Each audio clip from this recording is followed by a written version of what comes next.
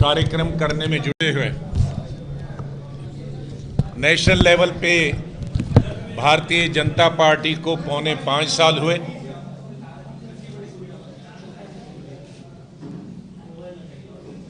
और इन 4.25 साल में हमने बीजेपी की सरकार देखी और हमारे देश के प्रधानमंत्री, चाहे वो किसी भी पार्टी से चुन के आए हों, लेकिन देश के प्रधानमंत्री हैं, उन्होंने पहले दिन से ही और आज तक हर सभा में देश प्रदेश में ये सवाल उठाया कि 70 साल में कांग्रेस ने कुछ नहीं किया। तो मैं आज शुरुआत माननीय प्रधानमंत्री जी से ही शुरू करता हूं। माननीय प्रधानमंत्री जी, आज जिस देश के आप प्रधानमंत्री हैं, भारत, उस भारत को स्वतंत्र कराने की जिम्मेदारी कांग्रेस पार्टी ने अपने कंधों पे ली और गांधी जी के नेतृत्व में पंडित जवाहरलाल नेहरू, सरदार पटेल, मौलाना आजाद और दर्जनों लीडर्स और हजारों और लाखों किसान, मजदूर, युवक, महिलाएं, उन्होंने अपना योगदान दिया और कई ने अपनी कुर्बानी, अपनी जीवन का बलिदान दिया, भारत को स्वतंत्र किया। महात्मा गांधी बापू के साथ साथ, राष्ट्रपिता के साथ साथ कांग्रेस के लीडर और कांग्रेस के अध्यक्ष भी थे, राष्ट्रीय अध्यक्ष। ये उन्हें भूलना नहीं चाहिए। और आजादी के बाद पहले प्रधानमंत्री और पहली कांग्रेस की सरकार जो इस देश में बनी, सबसे पहला काम कांग्रेस पार्टी ने किया, जो सैकड़ों टुकड़ों में हुआ देश था, बटा हुआ देश था, उस देश को इकट्ठे करके भारत बनाया। और जिस भारत का आज माननीय प्रधानमंत्री हैं, वो आज किसी टुकड़े के प्रधानमंत्री नहीं है, वो पंडित जवाहरलाल नेहरू की लीडरशिप में सब जो एक एक तिनका बना के उन्होंने घोंसला बनाया और विश्व का सबसे बड़ा आज एक हम कहेंगे धर्मनिरपेक्ष देश उन्होंने बनाया।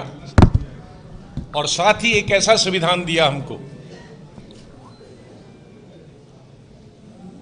कि जिसमें सभी नागरिकों को सामाजिक, आर्थिक और राजनीतिक न्याय मिले और सभी को अपने विचार रखने का अवसर प्राप्त हो और समाज के सभी देशवासियों को, चाहे उनकी धर्म और जात कुछ भी हो, उनके बीच में भाईचारा बनाने का प्रावधान रखा और सभी धर्मों को, चाहे वो हिंदू हो, मुसलमान हो, सिख हो, ईसाई हो, जैन हो, मत हो, पारसी हो, जितने भी भारत में धर्म, उनको अपने धर्म की पूजा पाठ, इबादत करने की पूरी आजादी दी। वो स्वतंत्र है, किसी भी धर्म पर, किसी भी मजहब पर रुकावट नहीं है अपनी पूजा पाठ और अपने धर्म का पालन करने के। ये भारत का निर्माण गांधी जी और उसके बाद नेहरू जी के नेतृत्व में कांग्रेस पार्टी ने किया।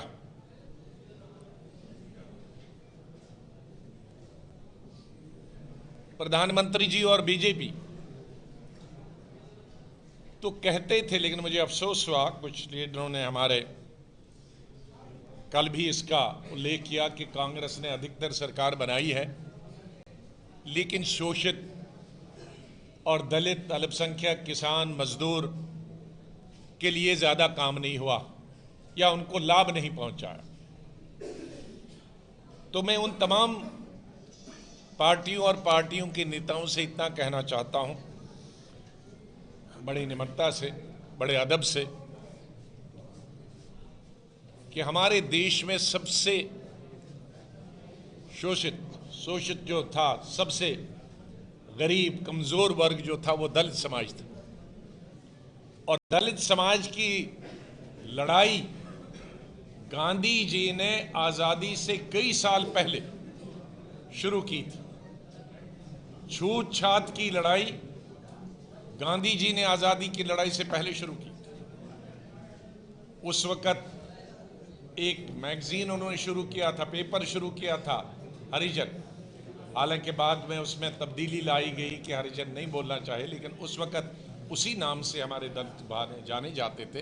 तो उसके लिए लिखना खुद गांधी जी लिखते थे और समाज में वो ऐसा वातावरण बनाने का प्रयास कर रहे थे कि हमारे भारत में कोई छोटा बड़ा नहीं है, समाज में सब बराबर है।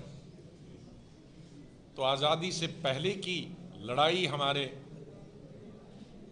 दलित भाइयों को समाज में उनका मकाम मिले, उनका उत्थान हो, उसके लिए लड़ाई लड़ी। और जब पंडित जवाहरलाल नेहरू की स्वतंत्र भारत में सरकार बनी, तो सबसे पहला काम जो हमारे संविधान में उन्होंने रखा, हमारे दलित भाइयों के लिए, शेड्यूल ट्राइब भाइयों के लिए रिजर्वेशन, नौकरियों में रिजर्वेशन, पार्लियामेंट में रिजर्वेशन, विधानसभा में रिजर्वेशन। ये इससे उत्थान होता और जिससे वो समाज का एक हिस्सा, मजबूत हिस्सा बने। पार्लियामेंट और सरकारें चलाने में उनका योगदान तब से लेकर और आज तक चल रहा है। हमारी ही सरकार ने 90s में, जब नरसिम्हा राव जी प्रधानमंत्री थे, मैं उस कैबिनेट में मौजूद था, मैं पार्लियामेंट्री अफेयर्स मिनिस्टर था, जब हमने ओबीसी के लिए रिजर्वेशन का कैबिनेट में बिल आया और बाद में पास हुआ, रिजर्वेशन को, ओबीसी को रिजर्वेशन नौकरियों में मिले। इसी तरह से एससी एसटी के लिए हमने फाइनेंस डेवलपमेंट कॉरपोरेशंस बनाई, बाद में ओबीसी के लिए फाइनेंस डेवलपमेंट कॉरपोरेशन बनाई।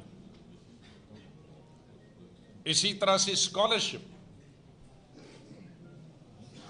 एडमिशन होना, लेकिन एडमिशन काफी नहीं था दलित के लिए, एडमिशन काफी नहीं था स्कूलों और यूनिवर्सिटीज में, कॉलेजेस में दलितों को, शेड्यूल ट्राइब के लिए और बैकवर्ड के लिए या अल्पसंख्यकों के रखने के लिए, खाली उससे काम नहीं बना। तो स्कॉलरशिप हमने शुरू कर दिया दलित के लिए, शेड्यूल ट्राइब के लिए, बैकवर्ड्स के लिए, अल्पसंख्यक के लिए। हॉस्टल्स अलग बनाए, अनटचेबिलिटी का कानून, छूत-छात का कानून कांग्रेस ने बनाया। सर पर मैल ढोने की जो प्रथा थी, उसको कांग्रेस पार्टी ने उस पर कानून बनाया। तो अगर उसके बाद भी ये हम पे इल्ज़ाम लगे कि हमने अपने शोषित भाइयों के लिए, दलित भाइयों के लिए, शेड्यूल ट्राइब के लिए, अल्पसंख्यक के लिए, गरीबों के लिए काम नहीं किया, तो मेरे ख्याल में वो हमारी सरकार के साथ और हमारी लीडरों के साथ इंसाफ नहीं कर रहे हैं। अल्पसंख्यकों के लिए, जैसे मैंने शुरू में कहा कि हमारे संविधान में एक सेकुलर देश, हालांकि देश धर्म की बुनियाद पर बटा गया था, लेकिन हमने, हमारे नेताओं ने, हमारे लीडरों ने भारत को धर्म के नाम पर नहीं देश बनाया, हमारा संविधान धर्म के नाम पर नहीं बनाया, सबके लिए बनाया। कि हमारा देश किसी एक धर्म का नहीं हो, ये सभी धर्मों का होगा। जो यहाँ पैदा हुए, जन्म लिया है, जो इस ज़मीन में, इस भारत की मिट्टी से पैदा हुए हैं, उनका धर्म जाति कुछ भी होगा, उनको बराबर के अवसर मिलेंगे, पढ़ाई का, पूजा पाठ का, नौकरी का, खाने पीने का। उसके बाद उनके उत्थान के लिए 20 नुकाती प्रोग्राम बने, माइनॉरिटीज फाइनेंस डेवलपमेंट कॉरपोरेशन बने, स्कॉलरशिप उनके लिए रखे गए, और समाज का जो शोषित लोग थे, चाहे वो किसी भी धर्म या जाति के हों, ओल्ड एज पेंशन रखी गई, विडो पेंशन रखी गई, हैंडीकैप पेंशन रखी गई। किसानों के बारे में भी बताया जाता है कि हमने उनके लिए नहीं किया। अरे पूरी लड़ाई आजादी से पहले, जैसे मैंने कहा कि गांधी जी ने अगर दलितों को समाज में अपना मकाम देने के लिए, अपना स्थान देने के लिए संघर्ष किया, छूतछात के खिलाफ लड़ाई लड़ी, वहीं गांधी जी ने अंग्रेजों के साथ लोहा लिया किसानों के लिए चंपारण।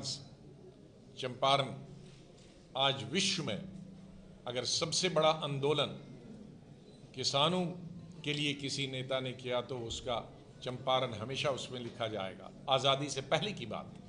तो आज़ादी से पहले से ही हमने किसानों को इंसाफ दिलाने के लिए, किसानों के उत्थान के लिए, किसानों की रोटी रोजी के लिए, किसान अपने पांव पे खड़ा हो जाए, उसके लिए कांग्रेस ने सोचा। और पंडित जवाहरलाल नेहरू के नेतृत्व में जब कांग्रेस की सरकार बनी 1947 में, तो सबसे पहला काम उन्होंने जमींदारी का खात्मा किया। ये हमारे देश की जमीन चंद लोगों के बीच में बटी हुई थी, चाहे किसी भी धर्म के वो जागीरदार या जमींदार या नवाब क्यों न हो, उनके बीच में बटी हुई थी। लेकिन लैंड टू द टिलर और गरीब जो खेती करता है, जमीन में हल चलाता है, जमीन उसको बांटी गई। ये सबसे एक क्रांतिकारी कदम, विश्व का सबसे बड़ा कार्यक्रम था। जमीन का बंटवारा गरीबों में करना और बड़े अमीरों से ले लाना, जमींदारी को खत्म कर देना। इसी तरह से गरीबों के बीच में जिनके पास जमीन नहीं थी, उनको जमीन के पट्टे देना, उनको घरों के पट्टे देना। अब जमीन तो दी लेकिन पानी नहीं था, तो पानी के लिए ग्रीन रेवोल्यूशन पंडित जवाहरलाल नेहरू ने शुरुआत की और इंदिरा गांधी जी ने उसको आखिरी अंतिम चरण तक पहुंचाया। डैम बनाना शुरू किए, बिजली पैदा शुरू कर दी ताकि खेत में पानी आए, ताकि खेतों में ताकि उनको इरिगेशन के साधन प्राप्त हों, उनको सीड हों, उनको खाद मिले, उनको बीज मिले। जब आज़ाद भारत हुआ था तो 40 करोड़ या 36 करोड़ लोगों के लिए हमारे अनाज नहीं था। आज 130 करोड़ लोगों के लिए हमारे पास अनाज हुआ। और इसी तरह से किसानों के लिए हमने 72 हज़ार करोड़ किसानों का हमने कर्जा माफ़ किया। सोनिया गांधी जी के नेतृत्व में यूपीए के और डॉक्टर मनमोहन सिंह जी की गवर्नमेंट में, और अभी राहुल गांधी जी के नेतृत्व में जब से वो कांग्रेस अध्यक्ष बने हैं, उन्होंने किसानों की आवाज़ उठाना शुरू किया पिछले 10 साल से। आज किसानों को सबसे बड़ी अगर राहत है, पहले सरकार या बिजनेस वाले या तजारत करने वाले उनकी आलू के भाव, उनकी ज़मीन लेते थे, लेकिन राजीव गांधी जी ने एक ऐसा कानून बनवाने पर मदद की सरकार को कि आज किसान की ज़मीन उसकी मर्जी के बगैर आप नहीं खरीद सकते, और अगर खरीदेंगे तो 4 गुना ज़्यादा मार्केट रेट से आपको पैसा देना होगा। तो आज मैं समझता हूं कि ये सबसे बड़ा इन पिछले 10 सालों में एक रेवोल्यूशन है, जिससे किसान का उत्थान हुआ और किसान की गरीबी खत्म हो गई। और अभी फिर राहुल गांधी जी के नेतृत्व में कांग्रेस पार्टी ने जो वादे किए थे, कर्नाटक में वादा किया था कि हम किसानों का कर्जा माफ़ करेंगे, हमने सरकार बनते ही 1 हफ्ते में किसानों का कर्जा माफ़ किया था। पंजाब में हमने वादा किया था राहुल गांधी जी ने वादा किया था, कांग्रेस ने वादा किया था, हमने वहां कर्जा माफ किया। और अभी जो 3 स्टेटें बनी हमारी, राजस्थान, मध्य प्रदेश और छत्तीसगढ़, वहां तो पहले हफ्ते में ही तीनों स्टेटों में कर्जा माफ करने का निर्णय ले लिया गया। हम माननीय प्रधानमंत्री और बीजेपी की तरह नहीं है कि न तो किसानों का उन्होंने उत्थान किया, न तो किसानों का कर्जा उन्होंने माफ किया, न तो 15 लाख रुपए उन्होंने किसी को दिए बाहर से लाकर, न उन्होंने 10 करोड़ रोजगार देने थे वो किसी को नहीं दिया। यही अंतर है कांग्रेस पार्टी में और भारतीय जनता पार्टी में कि हम आज़ादी से पहले भी किसानों के लिए, मजदूरों के लिए, गरीबों के लिए, नौजवानों के लिए, महिलाओं के लिए, रिजर्वेशन महिलाओं के लिए जो रिजर्वेशन हमने की पंचायत में, जिला परिषद में 33%, बाद में 50%, उनके उत्थान के लिए, या दलितों के लिए, या अल्पसंख्यकों के लिए, या मजदूरों, किसानों के लिए आज़ादी से पहले भी लड़ती थी। और आज तक जब जब और जहां जहां कांग्रेस की सरकार आई, हमने उनके उत्थान के लिए काम किए। हम भारतीय जनता पार्टी और उनके नेताओं की तरह झूठे वादे नहीं करते हैं, वोट बटोरने के लिए लोगों को बांटते नहीं हैं। हम लोगों को इकट्ठे करते हैं। हम दिलों में, लोगों के दिलों के बीच में दरारें पैदा नहीं करते हैं। हम दिलों को मिलाने वाले हैं, दिलों को तोड़ने वाले नहीं। जहां तक यूपी के इलेक्शन का सवाल और पूरे देश का इलेक्शन का सवाल, राहुल गांधी जी के नेतृत्व में कांग्रेस पार्टी पूरी शक्ति के साथ अपनी विचारधारा, जो आज़ादी से पहले थी, गांधी जी के समय से लेकर आज तक जिस विचारधारा का हम पालन करते रहे हैं, उस विचारधारा का पालन करते हुए हम ये इलेक्शन लोकसभा में डट के लड़ेंगे और भारतीय जनता पार्टी को पराजय देंगे। ये पूरी दुनिया जानती है कि पार्लियामेंट की लड़ाई बीजेपी और कांग्रेस के बीच में, हम उन दलों का समर्थन जरूर लेंगे जो हमारी मदद करेंगे इस लड़ाई में। हम उन तमाम दलों का सम्मान करते हैं जो इस लड़ाई में आगे बढ़ेंगे। ये लड़ाई हमारी कोई व्यक्तिगत लड़ाई नहीं। कांग्रेस और बीजेपी की लड़ाई आज़ादी से पहले भी व्यक्तिगत लड़ाई नहीं थी और आज़ादी के बाद से लेकर आज तक भी ये व्यक्तिगत लड़ाई नहीं, सिद्धांतों की लड़ाई है, भारत को एक रखने की लड़ाई है। भारत में सभी समुदाय, सभी धर्म, सभी जातियां मिलकर भारत को मजबूत करें, उसकी लड़ाई। और जब हम किसी देश को एक करने की बात करते हैं, देश को मजबूत करने की बात करते हैं, तो देश मजबूत तभी होगा जब उस सरकार पर सभी समुदाय, सभी वर्गों का विश्वास और भरोसा हो। जब वो पार्टी और सरकार अपने स्वार्थ के लिए लोगों को न बांटे। पार्टी वही होती है जो अपनी पार्टी का नुकसान झेल ले, लेकिन राष्ट्र का नुकसान नहीं होना चाहिए। हमने कई वक्त राष्ट्र के हित में हम 2 कदम पीछे हटे। मैं पार्लियामेंट के अंदर और पार्लियामेंट के बाहर भी कहता हूं, शुरुआत इंदिरा गांधी ने 1975 में कश्मीर से शुरू की। कश्मीर में शांति हो,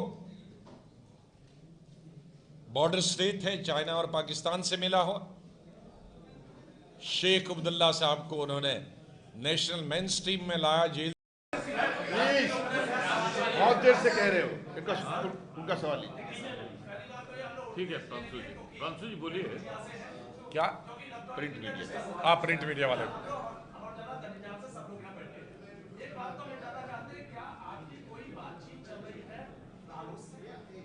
किसे? अजीत सिंह।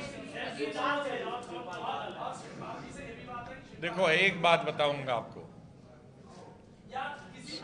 सुनिए। मैंने शुरू में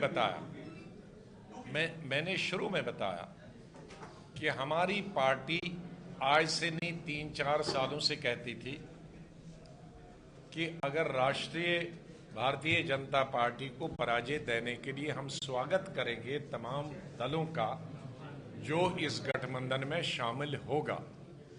अब इसमें कई पार्टियां अपने आप से आती है। देखिए, चंद्रबाबू नायडू जी अपने आप से आ गए, उन्होंने कहा कि मैं तैयार हूं इस लड़ाई लड़ने में उनके खिलाफ। कई पार्टियां, कई दल अपने आप से आती हैं, कई दलों को हमने बात करनी होगी। लेकिन ये चीजें मीडिया और प्रेस कॉन्फ्रेंस में नहीं होती हैं कि हम किससे बात कर रहे हैं और कौन आएगा कौन जाएगा। एक मिनट, अवनीश जी भी पूछना चाह रहे हैं। एक बहुत देर से हाथ उठा रहे अवनीश जी, प्लीज सीनियर उनका पीछे भी अवश्य जरूर होगा और हम डट के सभाएं करेंगे, जल्दी होगा। बहुत चुनावी लिहाज से उत्तर प्रदेश में कांग्रेस सबसे ज्यादा पिछड़ी है। अन्य पार्टियां अगर देखी जाए, चाहे वो भारतीय जनता पार्टी और सपा बसपा गठबंधन जिससे आपकी लड़ाई है, तो कहीं न कहीं ना तो आपके जमीन पर कोई चुनावी अभियान है, भाजपा के लगातार अभियान चल रहे हैं। ये इस पर क्या कहना है? आप कैसे कह रहे हैं कि अभियान नहीं है? अभी जरूरी है कोई हर चीज दिखाई दे। सुनिए, आपके 6 महीने से मैंने 10 सम्मेलन किए हैं। अब आपको नहीं मालूम मैं क्या कहूँ। डिस्ट्रिक्ट लेवल के या लखनऊ में भी हर डिस्ट्रिक्ट वाइज होते हैं। अब चूंकि लखनऊ बैठे हैं तो गाजियाबाद में क्या हो रहा है आपको नहीं मालूम है, वहाँ सहारनपुर में हो रहा है आपको नहीं मालूम है। 10 या 15 तो सम्मेलन मैंने यूपी के किए पिछले 5 महीनों। एक सेकंड, सबसे पीछे खड़े हैं, सीनियर हैं। प्रांशु बोलो हिमांशु जी बोलिए जोर से। सबसे पीछे वही है। शांत हो जाओ, क्या कह रहे हैं?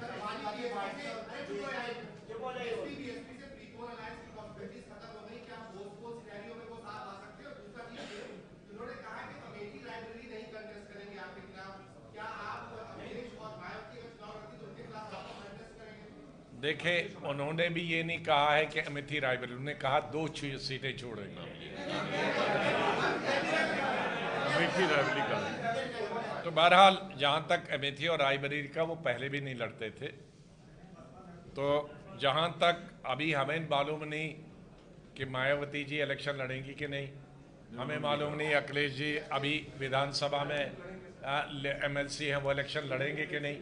तो अभी तो हमें कोई पता नहीं, जब उस वक्त देखी जाएगी। लेकिन ये मैं जरूर कहना चाहता हूं कि ये स्टेट की लड़ाई नहीं है, न तो ये महाराष्ट्र की विधानसभा की लड़ाई है, न ये मध्य प्रदेश और कर्नाटक की या बंगाल की या किसी या जम्मू कश्मीर की लड़ाई है।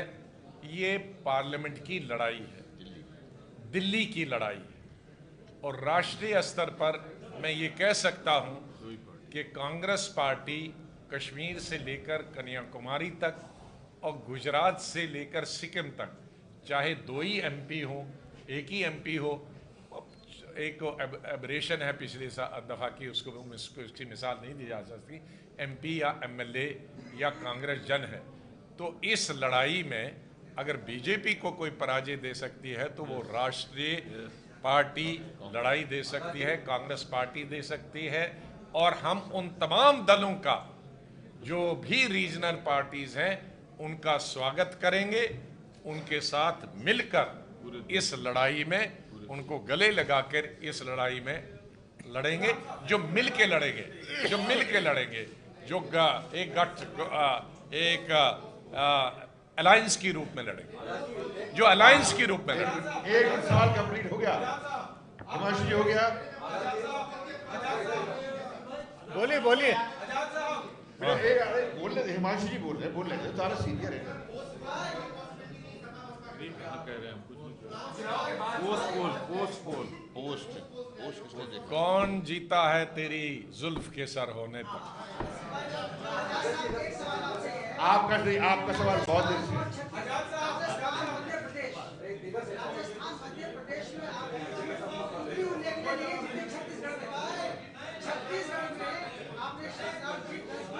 लेकिन 2 राज्यों में बीजेपी से आप उतनी बड़ी टक्कर नहीं दे पाए। लीना, आपके लिए चुनौती बनी हुई है। देखो बीजेपी, एक मिनट जवाब देने दो। जवाब देने दो।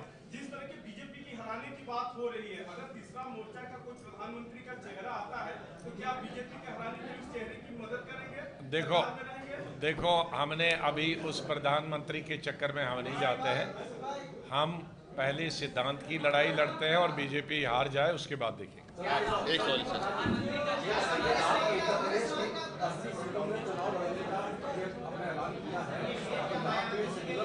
सब आ गया जवाब करीब करीब। देखो अब 80 में अगर कोई सेकुलर पार्टी, अगर 80 में अगर हमारा कोई सेकुलर पार्टी हमारे साथ चलने के लिए तैयार होगा तो जरूर वो उसमें 80 में अकोमोडेट होगा।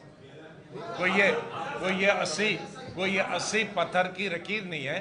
80 का मेरा मतलब है कि हम 80 पे लड़ाई लड़ने के लिए तैयार हैं, लेकिन अगर कोई सेकुलर दल या कोई इंडिविजुअल हमें ऐसा मिलता है जिसको हम सक्षम समझेंगे कि वो लड़ाई लड़ सकता है, बीजेपी का मुकाबला कर सकते हैं, जरूर उसका स्वागत होगा, उसके लिए सीटें दी जाएंगी। एक पहली लेडीज का हाथ उठा प्लीज सर। सर जैसे कि कल भी प्रेस कॉन्फ्रेंस में मायावती ने बोला कि हम हर तरह से बीजेपी को लड़ाने के लिए गठबंधन किया है, पर इलेक्ट्रॉनिक वोटिंग मशीन के लिए उन्होंने कहा अगर उसमें कोई गड़बड़ी नहीं हुई तो हम निश्चित तौर पे हम जीतेंगे। तो sir what is your stand on this electronic machine? या बैलेट पेपर से इलेक्शन के लिए आप चाहेंगे? देखो हम तो कई साल से बता रहे हैं कि इसमें शिकायतें मिल रही हैं, ईवीएम में शिकायतें मिल रही हैं बराबर, और हम लोग कई दफ़ा डेलीगेशन लेकर इलेक्शन कमीशन के पास गए और हमने बैलेट की बात भी की थी, और हमने अगर बैलेट नहीं है तो ईवीएम का टेस्ट करने का एक सबसे बड़ा तरीका था, वो सुझाव भी हमने इलेक्शन कमीशन को दिया था कि आप 30% पे, ओवरऑल 30% पे भी, और हर कॉन्स्टिट्यूंसी में, लोकसभा हो या विधानसभा हो, 30% कॉन्स्टिट्यूंसी में आप बैलेट से वोट करो, ताकि पता चलेगा कि बैलेट में वही पार्टी आगे है कि दूसरी पार्टी है। लेकिन वो 30% पे भी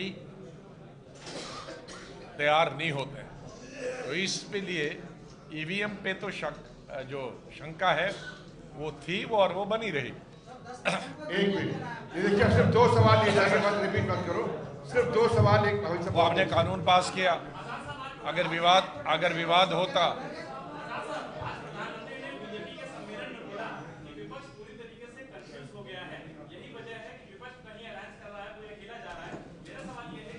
उनका बताइए उनका कितने दलों से अलायंस है, उनका बताइए कितने 42 दलों के साथ उनका अलायंस, कंफ्यूज है और साथ साथ तलाक भी देते जाते हैं। अभी 3-4 पार्टी को तलाक दिया, ट्रिपल तलाक में शुरू।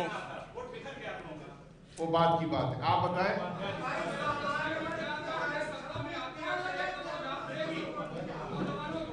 जी कर्जा माफ होगा वो तो कह सकते हैं। हमारे मैनिफेस्टो में किसानों के लिए, रोजगार के लिए, छोटे उद्योग, मध्यम उद्योग, उनके लिए, बेकारी खत्म करने के लिए, कर्मचारियों के लिए, महिलाओं की सुरक्षा के लिए, जो एक सबसे बड़ा मुद्दा, उनके लिए, विशेष रूप से किसानों के लिए तो हमने जहां जहां हमारी सरकार आई है कर्जा माफ करते जा रहे हैं। राष्ट्रीय स्तर पर आएगी तो पूरा, जैसे पहले 72,000 करोड़ माफ किया था, राष्ट्रीय स्तर पर करेंगे।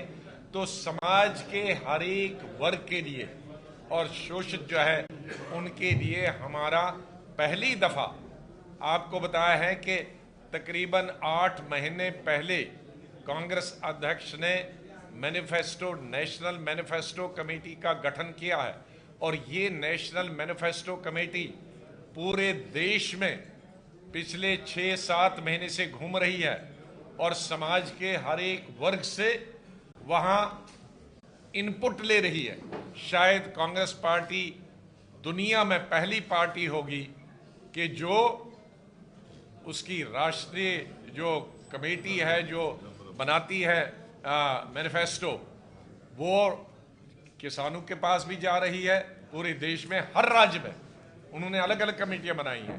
मजदूरों के पास भी जाती है, महिलाओं के पास भी जाती हैं, दलितों के पास भी जाती है, अल्पसंख्यकों के पास भी जाती है और अनएम्प्लॉयड लोगों के पास भी जाती है, उद्योगपतियों, छोटे मध्यम उद्योगपतियों के पास भी जाती है, मजदूरों के पास, कि तुम अपने लिए बनाओ। तो ये जब हम सब जमा हो जाएगा तो उसमें भारत के लोगों की सभी की आशाएं और आकांक्षाएं मौजूद होंगी और वो हमारा मैनिफेस्टो होगा और उस पर हम सरकार चलेगी। बहुत बहुत शुक्रिया। ये है एबीपी न्यूज, आपको रखे आगे।